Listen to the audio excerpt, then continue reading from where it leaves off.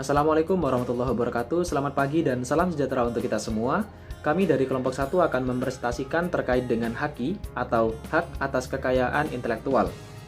Kelompok 1 terdiri dari yang pertama ada Ananda Dwi Putri, NIM 1908-10-10-1134, Aisyah Syafa Nur Nabila, NIM 1908-10-10-26, Alda Widya Rindi, NIM 1908-10-10-43, Ahmad Rafi Firmansyah, NIM 1908-10-10-54, Aldo Hotmartua Simanjuntak, NIM 1908-10-10-04, dan Alfi Nurhuda, NIM 1908-10-10-1154. Pengertian HAKI. HAKI yang banyak orang dikenal adalah hak atas kekayaan intelektual. Hak eksklusif yang diberikan suatu hukum atau peraturan kepada seseorang atau sekelompok orang atas karya ciptaannya. Jadi menurut UU yang telah disahkan oleh DPR RI pada tanggal 21 Maret 1997, HAKI adalah hak-hak secara hukum yang berhubungan dengan permasalahan hasil penemuan dan kreativitas seseorang atau berupa orang yang berhubungan dengan perlindungan permasalahan reputasinya. Permasalahan reputasi ini lebih mencakup ke bidang komersial. Jadi dengan begitu, objek utama dari HAKI adalah karya, ciptaan, hasil buah pikiran, atau intelektualitas manusia. Intelektualitas ini berupa kecerdasan, daya pikir, atau produk. Produk yang pemikirannya adalah pemikiran hasil manusia atau dikenal dengan the creation of the human mind. Jadi, setiap seorang yang memiliki karya ciptaan memiliki hak untuk melindungi karya ciptanya, dan hak itu telah dijamin oleh undang-undang. Selanjutnya, prinsip-prinsip hak kekayaan intelektual. Prinsip-prinsip hak kekayaan intelektual ada 4. Yang pertama, prinsip ekonomi, yang kedua, prinsip keadilan, yang ketiga, prinsip kebudayaan, dan yang terakhir adalah prinsip sosial. Prinsip ekonomi adalah hak intelektual yang berasal dari kegiatan kreativitas dari daya pikir manusia yang memiliki manfaat serta nilai ekonomi yang akan memberi keuntungan kepada pemilik hak cipta. Jadi seperti misal musik. Saat seseorang membuat musik dan diunggah ke internet seperti YouTube, Spotify, saat banyak orang mendengarkannya, otomatis itu akan menjadi penghasilan sendiri untuk penciptanya. Lalu yang kedua adalah prinsip keadilan. Adalah prinsip suatu perlindungan hukum bagi pemilik karya. Maksudnya di sini, pemilik pemikiran baik berupa karya ciptaan memiliki kekuasaan dan penggunaan atas hak kekayaan intelektual terhadap karyanya. Misal, di sebuah novel, penulis memiliki kejaminan bahwa karya tulisnya tidak akan dan tidak bisa ditiru oleh penulis lain. Atau contoh lainnya adalah sebuah merek dari produk. Sebuah merek dari produk hanya boleh dimiliki satu perusahaan atau satu pemilik dan tidak boleh ditiru oleh yang lainnya. Selanjutnya ada prinsip kebudayaan. Prinsip kebudayaan adalah pengembangan dari ilmu pengetahuan sastra dan seni guna meningkatkan taraf kehidupan serta akan memberikan keuntungan bagi masyarakat, bangsa, dan negara. Maksudnya di sini lebih ke gunaan bagi masyarakat sekitar. Jadi misal, karya ciptaan hasil pemikiran kita tidak hanya semata-mata dibuat, tapi diharapkan ada manfaatnya kepada masyarakat sekitar yang melihat dan menikmatinya. Misal seperti buku pembelajaran. Buku pembelajaran gunanya banyak kan untuk masyarakat, seperti memberikan ilmu kepada mahasiswa, kepada siswa yang membacanya, seperti itu. Lalu yang keempat ada prinsip sosial. Prinsip sosial adalah yang mengatur kepentingan manusia sebagai warga negara, sehingga hak yang telah diberikan oleh hukum atas suatu karya merupakan satu kesatuan yang diberikan perlindungan berdasarkan keseimbangan antara kepentingan individu dan masyarakat atau lingkungannya. Jadi di mana ada hak pasti ada kewajiban. Nah, kewajiban yang dimaksud di prinsip keempat yaitu prinsip sosial adalah selain untuk mendapatkan keuntungan dari karya yang kita dapat, kita harus memikirkan manfaat dan dampak dari karya kita kepada kegiatan sosial di masyarakat. Yang selanjutnya adalah dasar hukum hak kekayaan intelektual Indonesia. Jadi setiap kegiatan yang dilakukan oleh masyarakat pasti diatur oleh hukum dan undang-undang. Dasar hukum dari hak kekayaan intelektual sendiri ada Undang-Undang Nomor 7 Tahun 1994 tentang pengesahan Agreement Establishing the World Trade Organization atau WTO. Yang kedua ada Undang-Undang Nomor 10 Tahun 1995 tentang kepabeanan.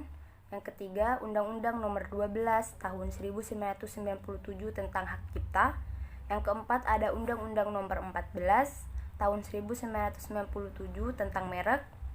Yang kelima ada Undang-Undang Nomor 13 Tahun 1907 tentang hak paten. Dan yang keenam Keputusan Presiden RI Nomor 15 Tahun 1997 tentang pengesahan Paris Convention for the Protection of Industrial Property and Convention Establishing the World Intellectual Property Organization. Yang ketujuh ada Keputusan Presiden RI Nomor 17 Tahun 1997 tentang pengesahan Trademark Law Treaty. Yang kedelapan ada Keputusan Presiden RI Nomor 18 1997 tentang pengesahan Berne Convention for the Protection of Literary and Artistic Work. Yang ke-9 dan yang terakhir adalah Keputusan Presiden RI Nomor 19 Tahun 1997 tentang pengesahan WIPO Copyright Treaty. Maka setiap individu baik yang berkelompok memiliki hak atas pemikiran kreatif mereka. Tapi pemilik karya ciptaan pemikiran masih harus memikirkan kewajiban lain. Kewajiban lain yaitu adalah mendaftarkan karyanya, produknya ke pihak yang memang mengurus dan mengatur tentang hak-hak dari kekayaan intelektualnya. Dalam hal ini yang merupakan tugas dari Direktorat Jenderal Hak-Hak atas Kekayaan Intelektual, Departemen Hukum dan Perundang-undangan Republik Indonesia. Jadi mengapa saya dan kelompok saya bilang perlu kita mendaftarkan nama merek, nama produk kita adalah agar tidak terjadi kasus seperti kasus geprek bensu dan kasus ayam geprek bensu. Mungkin teman-teman semua sudah tahu tentang kasus ini. Buat teman-teman yang tidak tahu, saya akan memberikan gambaran singkatnya. Jadi kasus ini adalah tentang perebutan hak kekayaan intelektual merek dagang. Jadi Ruben Onsu, seperti yang banyak orang tahu, adalah pemilik dari ayam geprek terkenal itu geprek bensu, melakukan gugatannya kepada pemilik ayam geprek bensu. Namun ternyata setelah beberapa tahun kemudian gugatan itu ditolak oleh MA, dan malah MA mengabulkan gugatan rekonsepsi dari ayam geprek bensu. Kenapa? Karena setelah gugatan ditolak dijelaskan bahwa ternyata ayam geprek bensu telah terlebih dahulu mendaftarkan nama mereknya kepada pihak yang berwajib daripada ayam geprek bensu. Disinilah pentingnya mendaftarkan merek produk kita, agar saat terjadi hal yang serupa kita lebih kuat memiliki kekuatan hukumnya karena nama kita sudah terdaftarkan di kekuatan hukum. Gitulah. Oke, selanjutnya akan dijelaskan oleh teman saya yang lain.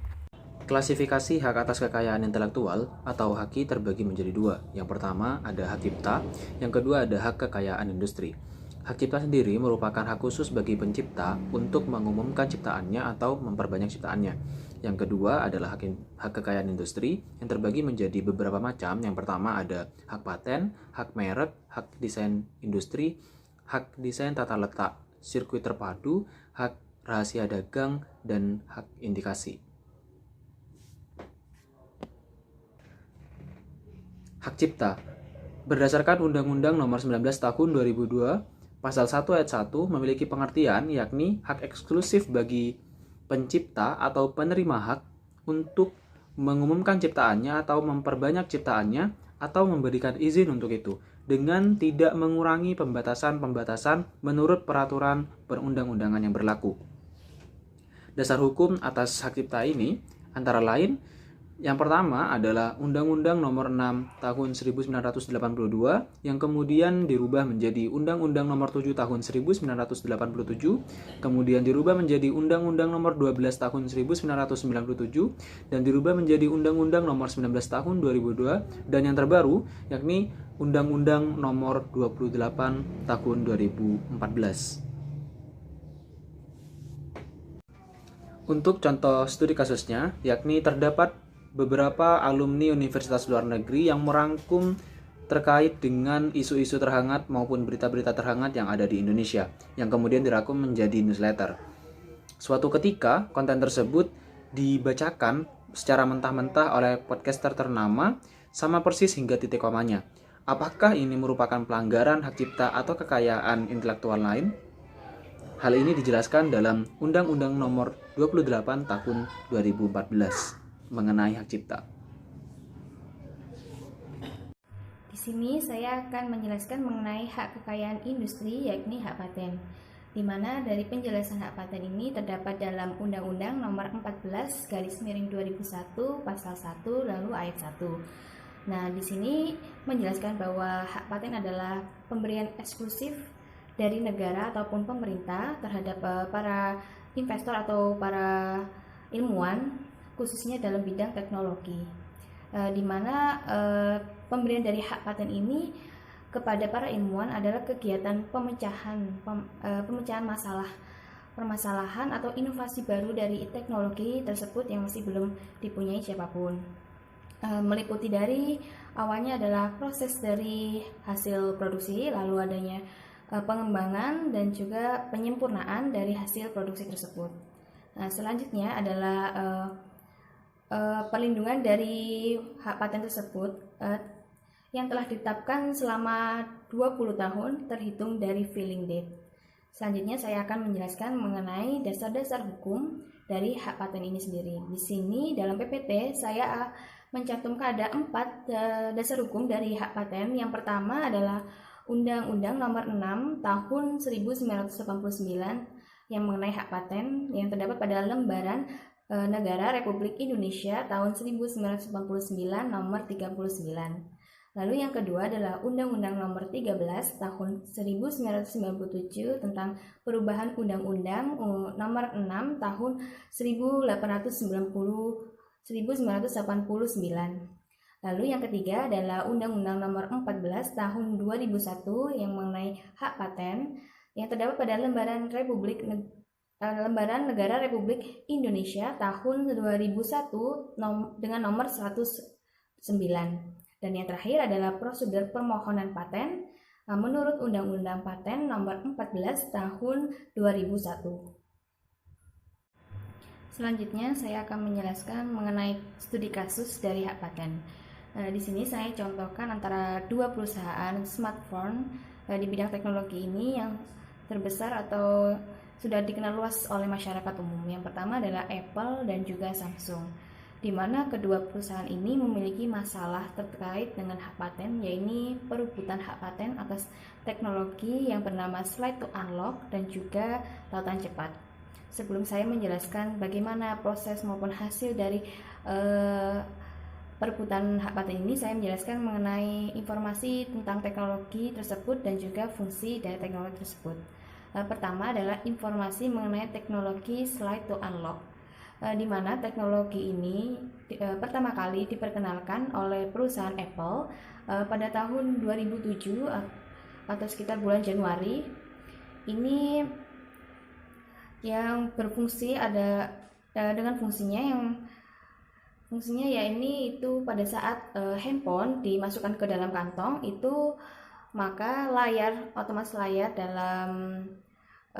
pada handphone tersebut tidak terpencet secara tidak sengaja. Nah, untuk penemuan dari teknologi ini ditemukan oleh beberapa ahli dalam teknologi,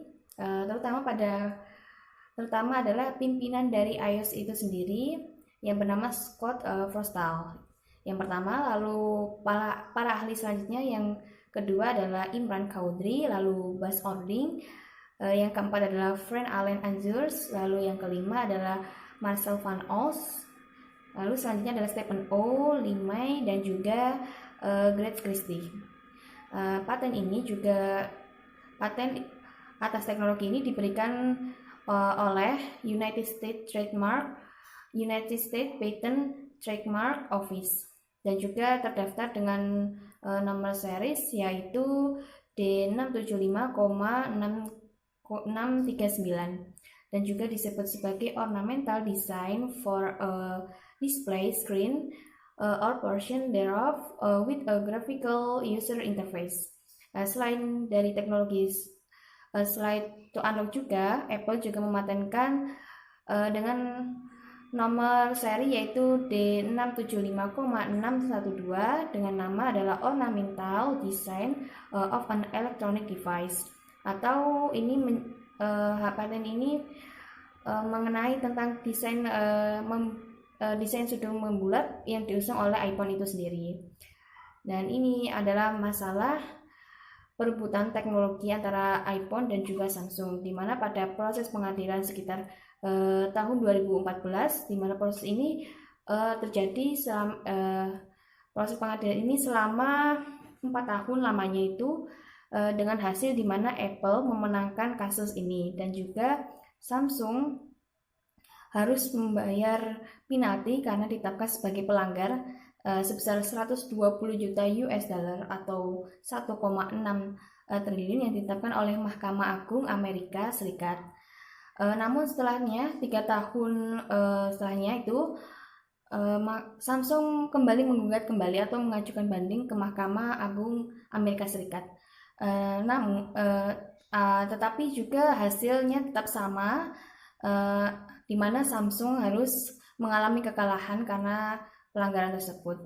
Di sini saya akan memberikan kesimpulan mengenai dari studi kasus tersebut, di mana antara perebutan hak paten antara perusahaan Samsung dan juga Apple, yang mana perusahaan Samsung termasuk melakukan pelanggaran yang cukup serius dalam hak paten, di mana kedua perusahaan ini sudah cukup terkenal di masyarakat luas karena dari teknologi mereka yaitu smartphone, dan dari hasil kesalahan yang dilakukan oleh perusahaan Samsung ini harus membayar penalti yang sebesar 120 juta US dollar atau kalau dirupiahkan adalah 1,6 triliun rupiah terhadap Apple, dan juga penalti tersebut terkait dari pelanggaran hak paten atas teknologi slide to unlock dan juga tautan cepat yang lebih dulu diperkenalkan dan dipatenkan oleh perusahaan Apple tersebut.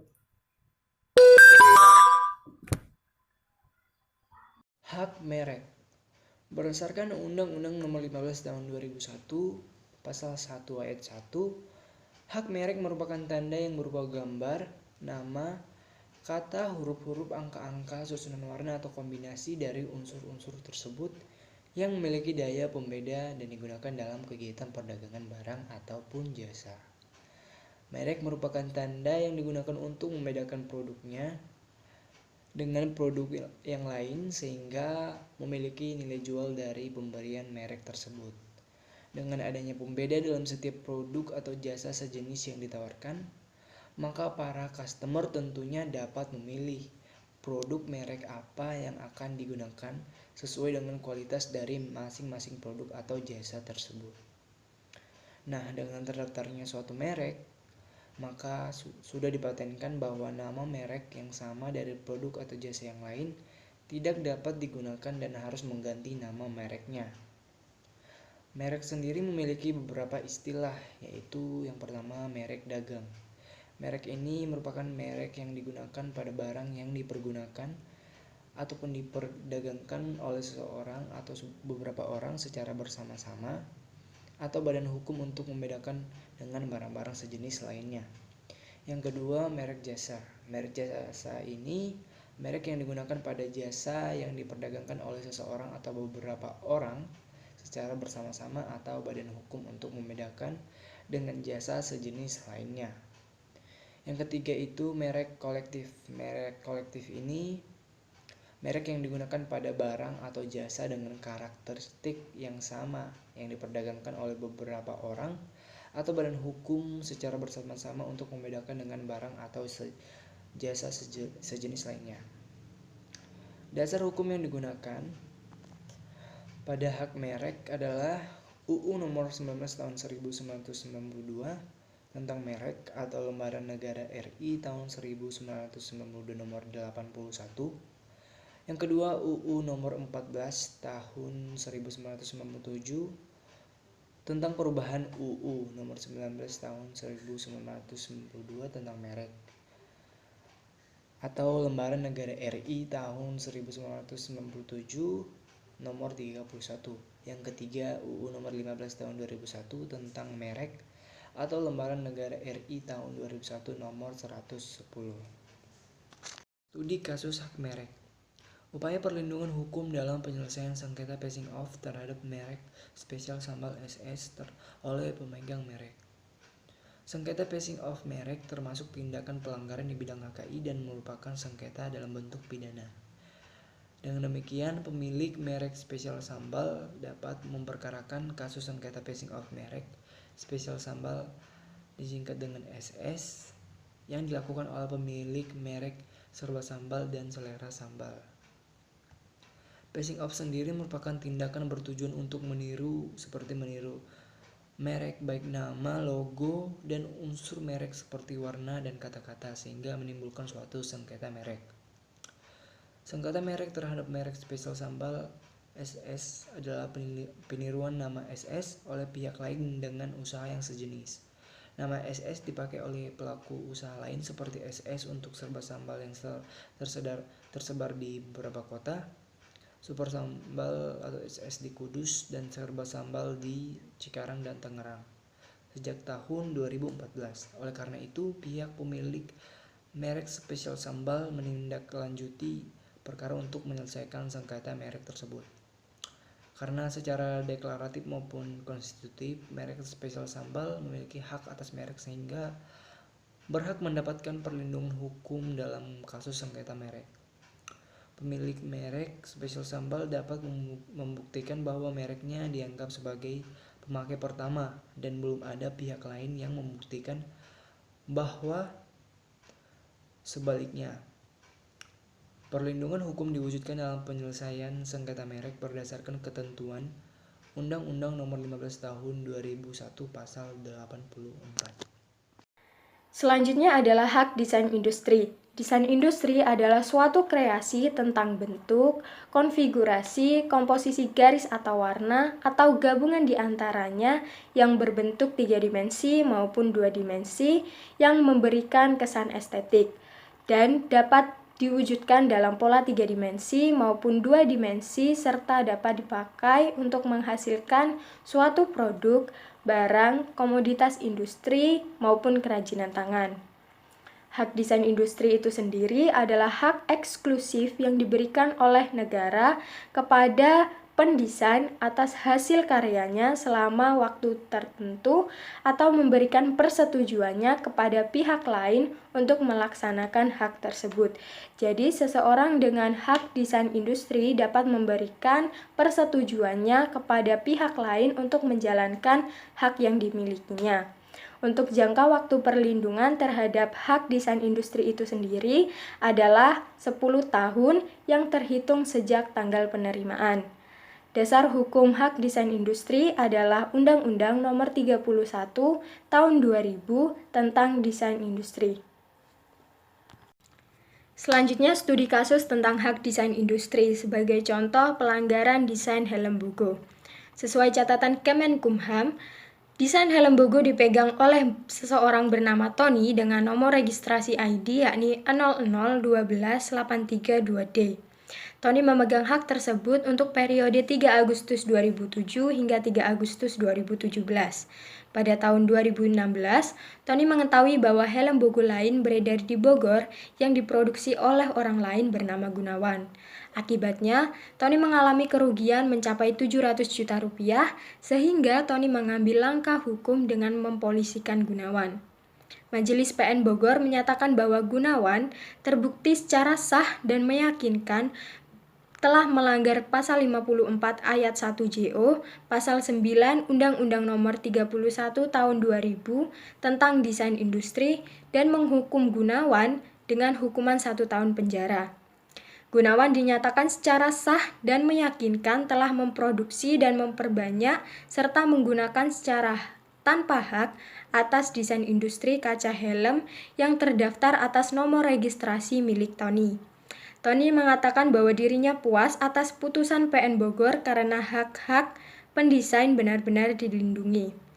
Tony bekerja sama dengan perusahaan Malaysia yakni Bogo Optical SDN BHD dalam memproduksi dan mencetak desain kaca helm Bogo serta peredarannya di Indonesia. Hak desain tata letak sirkuit terpadu. Hak desain tata letak sirkuit terpadu adalah hak eksklusif yang diberikan oleh negara Republik Indonesia kepada pendesain atau hasil kreasinya untuk selama waktu tertentu melaksanakan sendiri atau memberikan persetujuan kepada pihak lain untuk melakukan hak tersebut. Desain tata letak adalah kreasi berupa rancangan peletakan 3 dimensi dari berbagai elemen. Sekurang-kurangnya satu dari elemen tersebut adalah elemen aktif, serta sebagian atau semua interkoneksi dalam satu sirkuit terpadu, dan peletakan 3 dimensi tersebut dimaksudkan untuk persiapan pembuatan sirkuit terpadu. Sirkuit terpadu adalah suatu produk dalam bentuk jadi atau setengah jadi yang di dalamnya terdapat berbagai elemen dan sekurang-kurangnya satu dari elemen tersebut adalah bersifat aktif yang sebagian atau seluruhnya saling berkaitan serta dibentuk secara terpadu di dalam sebuah bahan semikonduktor yang dimaksud untuk menghasilkan fungsi elektronik. Perlindungan terhadap hak desain tata letak sirkuit terpadu diberikan kepada pemegang hak sejak pertama kali desain tersebut dieksploitasi secara komersial dimanapun atau sejak tanggal penerimaan. Dalam hal desain tata letak sirkuit terpadu telah dieksploitasi secara komersial, permohonan harus dilakukan paling lama 2 tahun terhitung sejak tanggal pertama kali dieksploitasi. Baik, selanjutnya saya akan menjelaskan mengenai studi kasusnya. Di sini dalam kasus desain USB 3.0, keluaran Intel jadi kontroversi karena awalnya Intel belum mau menjelaskan spesifikasi USB 3.0 itu, sehingga dianggap oleh para pesaingnya yaitu AMD dan Nvidia akan melakukan monopoli. Dalam kasus ini AMD dan Nvidia beserta SIS dan VIA sebagai salah satu brand dalam bidang chipset akan mengalami kesulitan dan keterpurukan pada suatu saat ketika banyak orang menggunakan motherboard Intel yang sudah support dengan USB 3.0 ini, yang dimana seri dalam USB ini akan memberikan kepuasan lebih baik dari USB sebelumnya dalam menservis suatu peripheral.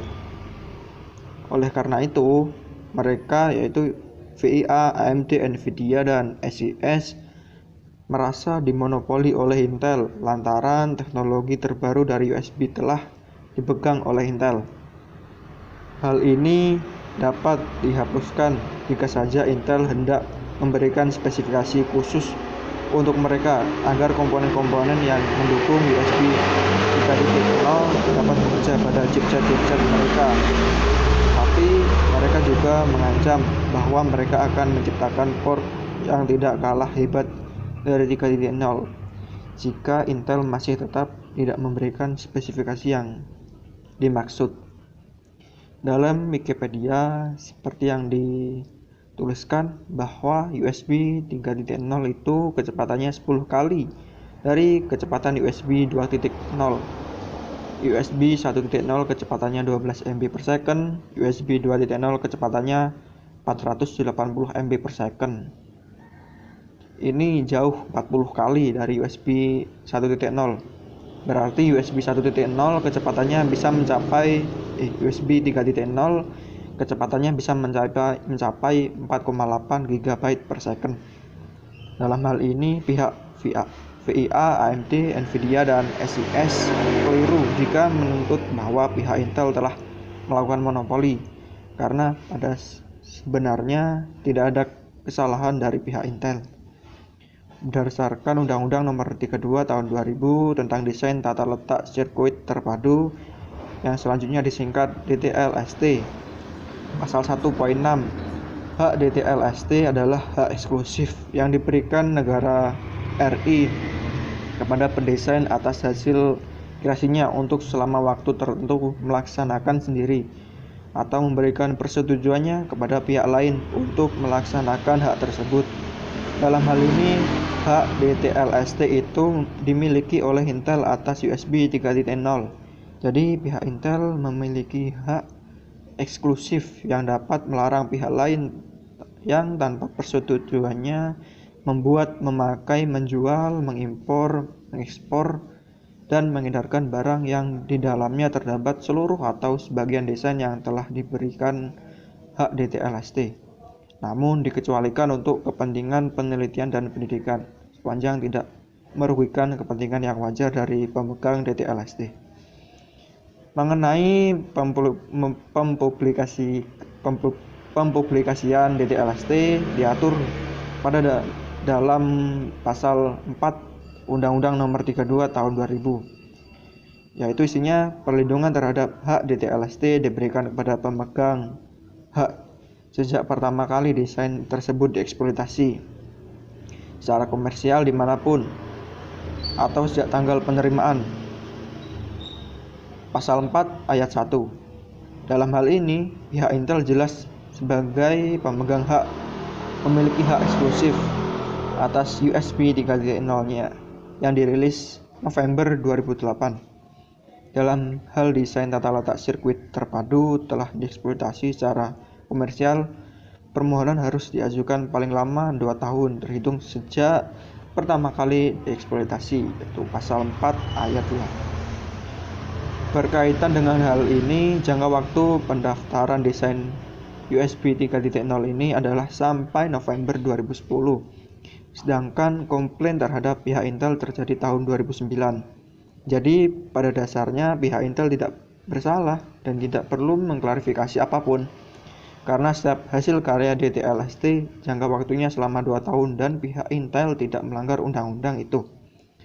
Perlindungan sebagaimana yang dimaksud dalam ayat 1 diberikan selama 10 tahun, yaitu pasal 4 ayat 3. Berbeda halnya dengan bila telah lewat batas waktu pendaftaran, maka pihak Intel tidak akan mendapatkan perlindungan terhadap hasil cipta USB 3.0-nya. Tetapi hal ini tidak mungkin terjadi karena Intel sebagai brand ternama pastilah telah memperhitungkan konsekuensi bila tidak didaftarkan USB 3.0 miliknya. Tanggal mulai berlakunya jangka waktu perlindungan sebagaimana dimaksud dalam ayat 1 dicatat dalam daftar umum DTLST dan diumumkan dalam berita resmi DTLST, yaitu pasal 4 ayat 4. Berdasarkan pasal ini, komplain yang diajukan oleh VIA, AMD, Nvidia, dan SIS itu adalah salah alamat bila mengajukan ke pihak Intel, karena selain Intel belum lewat batas waktu pendaftaran, pempublikasian ini itu telah diumumkan oleh Direktorat Jenderal HKI yang merupakan sebuah unsur pelaksanaan Kementerian Hukum dan Hak Asasi Manusia Indonesia yang mempunyai tugas merumuskan dan melaksanakan kebijakan dan standarisasi teknis di bidang hak kekayaan intelektual, termasuk DTLST yang diumumkan dalam berita resmi DTLST. Dari hasil penelitian ini dapat ditarik kesimpulan bahwa hal ini dijelaskan dalam Undang-Undang Nomor 32 Tahun 2000 tentang Desain Tata Letak Sirkuit Terpadu. Baik, sekian dari saya, terima kasih. Untuk selanjutnya yaitu hak kekayaan industri adalah hak rahasia dagang. Di mana dengan dasar hukumnya ada 2 yang saya tetapkan di PPT. Pertama adalah Undang-Undang Nomor 30 Tahun 2000 mengenai rahasia dagang. Lalu yang kedua adalah Undang-Undang Nomor 15 Tahun 2001 mengenai merek, terdapat dalam lembaran Negara Republik Indonesia tahun 2001 yang dengan nomor 110. Menurut undang-undang itu, di sini menjelaskan bahwa rahasia dagang ini adalah informasi yang tidak diketahui secara luas oleh masyarakat umum, hanya diketahui oleh para pemilik dari perusahaan tersebut. Karena rahasia dagang ini memiliki nilai ekonomis karena berguna untuk menunjang kelangsungan usaha produksi, sehingga harus dijaga kerahasiaannya secara ketat oleh para pemilik perusahaan tersebut. Lalu lingkup yang dimiliki dari hak rahasia dagang ini ada beberapa diantaranya, yaitu pertama adalah metode produksi, lalu yang kedua adalah metode pengolahan, ketiga adalah metode penjualan atau informasi lain di bidang teknologi maupun bisnis yang memiliki nilai ekonomi serta tidak diketahui oleh masyarakat secara luas. Kasus hak rahasia dagang. Putusan Mahkamah Agung nomor 783K /pidana khusus /2008 tentang kebocoran rahasia perusahaan. Dalam kasus tersebut terdapat seseorang karyawan perusahaan atau terdakwa yang membocorkan rahasia dagang perusahaan di mana ia bekerja untuk kepentingan memenangkan perusahaan lain dalam suatu tender pengadaan barang. Ia dibayar oleh perusahaan lain sebesar 200 juta rupiah dan mengatakan atau mengaku bahwa ia telah keluar dari perusahaan tempat ia bekerja. Berdasarkan peraturan perusahaan, seharusnya karyawan tersebut merahasiakan rahasia perusahaan tersebut. Karyawan tersebut melakukan hal yang merugikan perusahaannya dan berakibat perusahaan kehilangan kepercayaan dari pelanggannya. Oleh karena perbuatannya, hakim pada pengadilan tinggi menjatuhkan karyawan tersebut pidana penjara selama 1 tahun 2 bulan, dan Mahkamah Agung juga memutuskan menolak permohonan kasasi terdakwa. Alternatif penyelesaian sengketa selain tuntutan pidana. Selain mengajukan tuntutan pidana, perusahaan juga dapat mengajukan gugatan perdata yang didasarkan pada pasal 11, pasal 4 UU Rahasia Dagang. Jadi selain menuntut pidana, perusahaan atau sebagai pemegang rahasia dagang atau penerima lisensi dapat menggugat secara perdata mantan karyawan yang membocorkan rahasia dagang perusahaan pada pihak ketiga. Selain penyelesaian gugatan sebagaimana dimaksud pada pasal 11 Undang-Undang Rahasia Dagang, para pihak dapat menyelesaikan perselisihan melalui arbitrase atau alternatif penyelesaian sengketa. Alternatif ini adalah seperti negosiasi, mediasi, konsiliasi, dan cara lain yang dipilih oleh para pihak sesuai dengan undang-undang yang berlaku.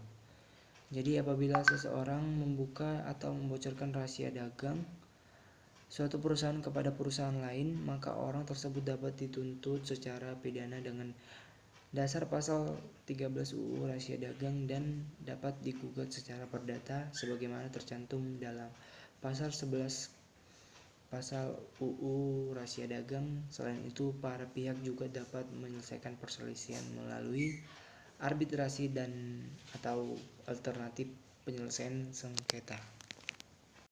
Selanjutnya ada hak indikasi. Terdapat 2 indikasi pada hak indikasi, yakni indikasi geografis dan indikasi asal.